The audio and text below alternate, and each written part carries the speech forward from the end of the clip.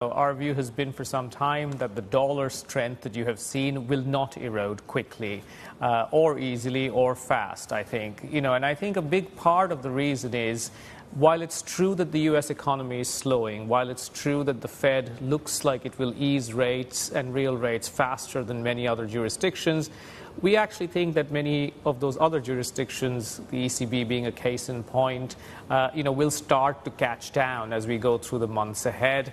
The economic prospects in many other parts of the world are not that much stronger than the U.S. So, you really lack a sort of viable challenger economy or market return prospects to the broad U.S. dollar. So, yeah, we think, a little bit of softening makes sense, but we don't think the strength is going to go fast.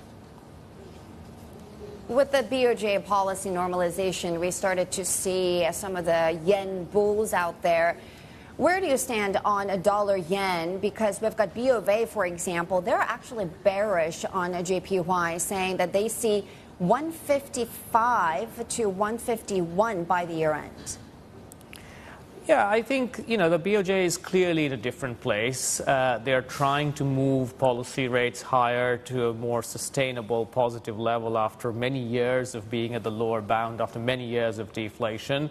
And I think that does count for something. But, I would caution a couple of points from, caution the yen bulls in a way. First off, I think that, the best period for the yen, or the best period for yen appreciation tends to be when you have U.S. equities and U.S. rates falling together, essentially a recession trade. So if you're looking for hedges, dollar-yen downside, makes a lot of sense.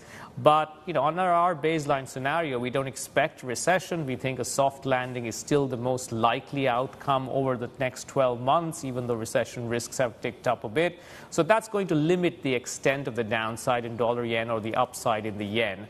I think the second point is, a very, very rapid yen appreciation could jeopardize a lot of the efforts that the BOJ has made to bring Japan out of deflation, to slowly raise policy rates, to a more sustainable positive level. And I think you saw an example of that in early August. The very, very swift yen move, I think, quickly brought about a response from the BOJ that that's not the kind of circumstance in which they would be raising policy rates. And so I think even from their own goals, even from their own standpoint, I think it makes sense to have the yen, maybe appreciate a bit, but only appreciate very modestly and slowly. So again, another example that dollar strength is not going to erode quickly.